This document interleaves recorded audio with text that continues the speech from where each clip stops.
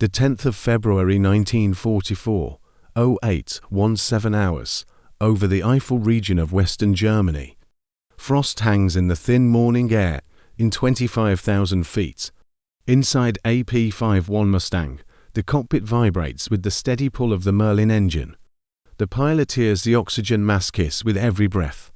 His gloved hand tightens on the control stick. Ahead of him, the bomber stream stretches like a moving wall. B-17s and B-24s lumber forward, engines droning in a low rhythm. Then the warning crackles across the radio. Fighters inbound, high and fast. Black spakes dive from the sun. Messerschmitt Bf-109s. The pilot feels a jolt of fear. He turns hard left. The Mustang shudders. A burst of cannon fire snaps past him. Bright sparks in the cold sky. He rolls, climbs, then drops into a tight turn that pushes his body deep into the seat. The vibration changes as the Merlin pulls harder. The German fighter tries to stay with him. It cannot. The Mustang swings behind the enemy's tail. A short burst. The 109 falls away trailing smoke. The pilot steadies his breathing.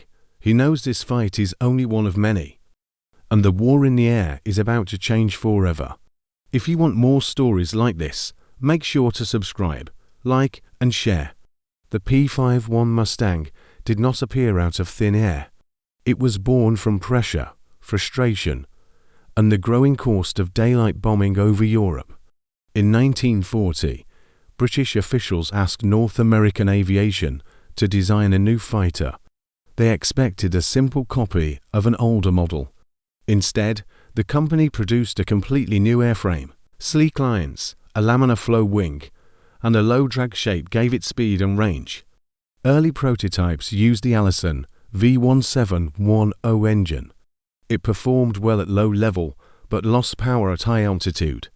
Allied commanders needed a fighter that could escort bombers deep into Germany. They needed a machine that could climb above 20,000 feet without choking for air. The breakthrough came when engineers tested the British Rolls-Royce Merlin engine in the Mustang. The results changed the war. With the Packard-built Merlin V1650, the P-51B reached speeds above 440 miles per hour. It climbed faster. It maintained power in thin air. 4.50 caliber Browning machine guns gave it steady firepower. Later versions carried 6 guns. The Mustang now had the range to escort bombers from England to Berlin and back. It had self-sealing fuel tanks and drop tanks that extended reach far beyond earlier American fighters. Strategic needs shaped the Mustang. By 1943, daylight raids suffered unsustainable losses. German fighters attacked the bomber formations, then escaped before escorts could reach them. Commanders needed a long-range shield. They needed a fighter that could fly far, fight hard, and still return home. The Mustang became that answer, built from urgency and shaped by the demands of a global war. Early versions faced doubt. Pilots noted the Allison-powered Mustangs felt sluggish at altitude. One test report stated, performance above 15,000 feet is unsatisfactory. Crews struggled with coolant leaks and early canopy designs that limited visibility. Many pilots preferred the older P-47 Thunderbolt for its rugged feel and heavy firepower. German intelligence mocked the Mustang. A Luftwaffe bulletin described it as a limited threat. Some American flyers agreed at first. Training accidents added to the concern. A squadron recorded 5 losses in 1 month due to engine failures and landing mishaps. Ground crews learned to handle the fragile coolant system. New pilots logged more than 100 hours before combat clearance. Even so, mistakes happened. One Mustang stalled on climb out during a winter exercise. A witness wrote, "The aircraft rolled left without warning." Misconceptions spread. Some believed the Mustang could not survive sustained dogfights. Others thought its long range meant weak structure. Enemy pilots claimed it lacked agility. These ideas faded only after the Merlin-powered versions reached the front lines. Once pilots saw what the upgraded P-51 could do, doubt shifted into respect. Discovery of strengths came fast. Crews soon learned that the Mustang's laminar flow wing worked best with smooth control inputs. Hard, jerky movements reduced lift. Skilled pilots used gentle pressure to keep tight turns without losing speed. The Merlin engine delivered strong power, above 20,000 feet. Long range allowed the Mustang to stay with bombers 4 hours. Tests showed it could fly more than 1,500 miles with drop tanks. That changed escort strategy. Commanders began sending Mustangs ahead of bomber formations to sweep the skies clear.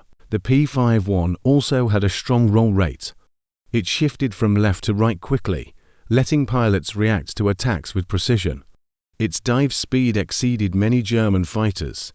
In vertical attacks, the Mustang gained an edge. Firepower came from 6.50 caliber guns, delivering steady, reliable bursts. Ammunition belts carried armor-piercing and incendiary rounds that tore through enemy aircraft. Pilots understood that the Mustang was not the heaviest fighter, but its balance of range, speed, and climb made it unmatched in the high-altitude escort mission. 3 encounters show the Mustang's rise. The first came on the 16th of March 1944 near Augsburg.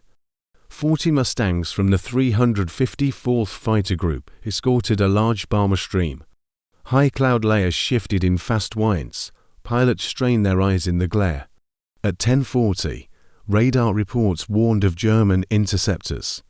More than 60 Bf-109s and Fw-190s approached from the east. The lead Mustang flight turned to meet them.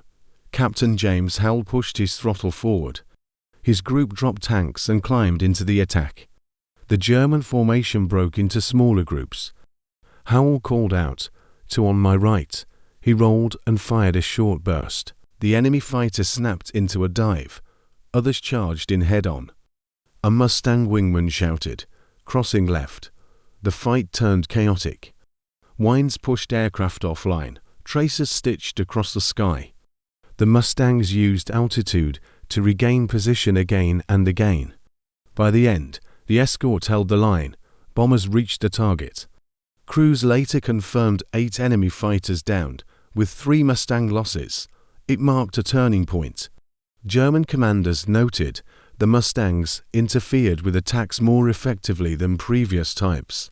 A second engagement took place on the 24th of May 1944 over the English Channel. Weather was clear. Visibility stretched more than 40 miles. A group of 12 Mustangs patrolled ahead of returning bombers. Suddenly, spotters saw 15 Fw-190s approaching low. The German fighters tried to slip beneath the escort. The Mustang leader ordered a fast descent. Engines roared. The Mustangs dropped toward the enemy, with the sun behind them. The first pass ripped through the German formation. Pilots heard quick, sharp radio calls. "Brake now. On your tail." One Fw-190 attempted to climb into a vertical roll. A Mustang followed. Speed built fast. The German pilot lost nerve and broke right. The Mustang's guns fired at 200 yards. The Fw-190 rolled over and hit the water minutes later. The patrol ended with 7 German losses and no Mustangs down. Bomber crews later wrote that they saw the fighters arrive like a steel hammer. The third story unfolded during Operation Bodenplatte on the 1st of January 1945. The Luftwaffe launched a surprise strike on Allied airfields. Fog covered much of Belgium. At Asche Airfield, American pilots scrambled quickly. 11 Mustangs lifted through thin cloud layers. Visibility shifted between clear patches. Suddenly, more than 30 German fighters burst from the fog, attacking the field. The Mustang flight turned into the threat. Confusion ruled the first minute. Smoke rose from burning hangars. Pilots felt the pressure of low-altitude combat. A Mustang pilot shouted, "They are all over the deck." The fight turned into a spinning mix of turns and dives. The Mustang's stability at high speed helped in the chaotic chase. German pilots struggled to regain formation. The Mustangs coordinated fast. they attacked in pairs. By the time the Germans retreated, the defenders claimed more than 20 kills. Losses on the ground were serious, but the Luftwaffe suffered a blow it could not afford. The Mustang's presence on that morning kept the airfield from total destruction. These encounters showed how range, speed, and teamwork shaped the Mustang's legend. Each mission proved the machine's value and the skill of the pilots who flew it. The strategic and industrial impact of the P-51 was significant. American factories produced more than 15,000 Mustangs. Packard built tens of thousands of Merlin engines in the United States. Training centers refined pilot skills through intensive programs that included more than 200 flying hours per trainee. Fuel planning changed when Mustangs entered service. Drop tanks increased escort distance. Raids that were once impossible became routine. Bomber losses dropped sharply. In late 1943, some missions saw losses above 8%. By mid-1944, those numbers fell to 2% or less. German industry struggled to match the pace.